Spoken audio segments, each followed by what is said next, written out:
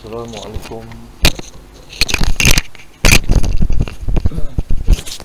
Assalamualaikum warahmatullahi wabarakatuh.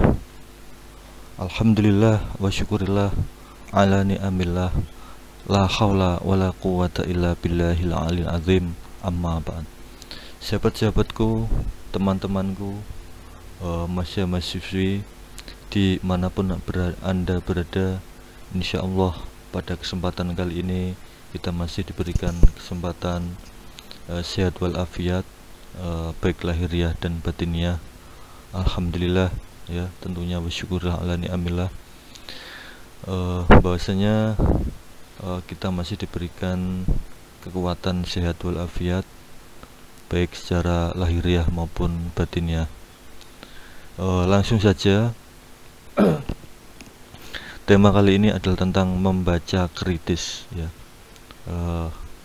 Sebagaimana kita ketahui, bahasa Indonesia adalah bahasa nasional ya, yang perlu kita junjung tinggi nilai-nilai persatuan dan kesatuannya. Kemudian pengertian membaca kritis dalam kaitan berkritis dilakukan dengan bijaksana, dengan penuh tanggung jawab ya, sehingga ngerasa yang mana di situ berusaha memahami ya, secara tersirat. Nah, kemudian dalam membaca kritis ya, yang keduanya adalah tentang teknik membaca kritis. Nah, dalam teknik membaca kritis tentu pertama adalah mengerti isi bacaannya. Nah, dalam isi bacaannya di situ ya, mengerti ide pokok ya, gagasannya, faktanya ya, sehingga bisa menyimpulkan dari yang dibaca. Kemudian yang keduanya adalah menguji sumber penulis. Seperti itu. Apakah sumber penulis itu pengarang, dapat dipercaya? Di bidang apakah penulisnya itu berkompeten? Nah, ini tentu sangat baik sekali, sehingga bisa diuji dengan tujuannya penulis itu ya. Nah, salah satu teknik membaca kritis juga tentunya digunakan untuk meningkatkan kemampuan ya bagi si pembaca itu sendiri. Membaca kritis salah satunya harus bisa mengasah kemampuan ya, mengingat tentunya.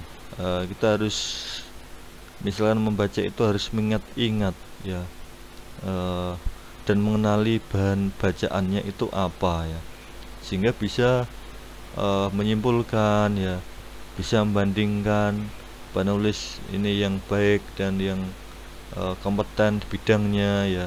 Nah, sehingga harapannya menemukan ide atau gagasan penulis. Salah satu ide gagasan penulis di sini adalah mempertimbangkan dan menguji alasan yang logis, interpretasi yang berdasarkan pada teknik membaca penulis ini. Kemudian tekniknya lagi membaca kritis juga harus mengaplikasikannya konsep bacaan ya, harus bisa mengaplikasikannya, sehingga bisa mendapatkan kemampuan menganalisis. Nah, ini penting sekali. Sejauh mana seorang pembaca kritis itu ya,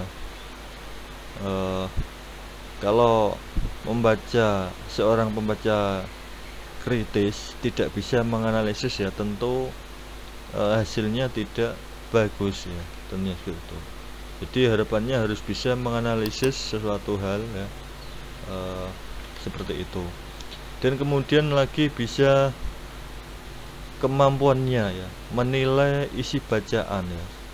Jadi dalam buku itu kan ada bermacam-macam judul, bermacam-macam karangan ya. Kita harus bisa menilai isi bacaan ini kira-kira cocok nggak digunakan di dalam judul penulis sendiri. Nah, kalau kira-kira kurang bagus ya harus mencari sumber-sumber yang lainnya. Kemudian menciptakan bacaan ya, kemauan menciptakan bacaan.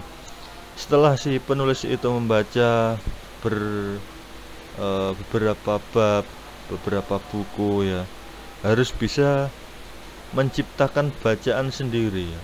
Kita harus bisa menulis karangan-karangan kita sendiri tentunya. Nah, dalam proses membaca kritis, berpikir bersifat kritis ya, kemampuan menganalisis tadi sudah. Selanjutnya adalah ragam membaca kritis ya.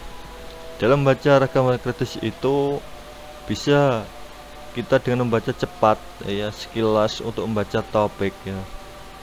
Kadang kan kalau yang pemula itu membacanya dalam satu halaman itu misalkan 2 jam ya. Nah, itu kan lama sekali sehingga tidak bisa membaca yang banyak. Maka seorang penulis ya harus bisa membaca kritis poin-poin yang perlu dibaca, garis bawah penting ya, sehingga bisa menghasilkan cepat ya, secara sekilas sampai akhir pemahamannya tentunya. Nah, ini dalam informasi khusus ya, tentu tertuju pada bagian yang mengandung informasi ya, sehingga penulis itu bisa mendapatkan suatu hasil yang maksimal. Kemudian teliti ya, seorang penulis juga harus teliti dalam membaca kritis ya, sehingga bisa rinci awal dan akhirnya. Nah, penulis juga harus kaitannya membaca kritis ya, bisa mengaplikasikannya ya, dalam bentuk komunikasinya yang runtun tentunya ya. Ketika membuat karya ilmiah juga harus runtun, antara alinea 1, 2 harus saling berhubungan tentunya. Dan yang keenam adalah membaca kritis buku ilmiah. Di situ mengandung konsep buku ya, seperti itu. Kemudian menentukan bagian-bagian yang dikutip. Nah, ini penting sekali. Seorang penulis ya harus bisa menentukan bagian yang dikutip. Misalkan yang cocok saya ini halaman 3 ya, harus bisa menentukan ini cocok. Nanti seorang penulis harus bisa mengembangkan isi bacaan-bacaannya itu. Kemudian sumbernya ya, yang perlu diperhatikan. Sumbernya itu dari mana kira-kira ya, dan juga harus dipertimbangkan sumbernya ini real nyata, sumbernya ini baik apa tidak tentunya ya. Sumbernya misalkan berdasarkan pada pengarang Bas Cokro Aminoto misalkan ya, tentang buku apa seperti itu ya, itu juga harus jelas. Kemudian yang kelima adalah mengutip ya.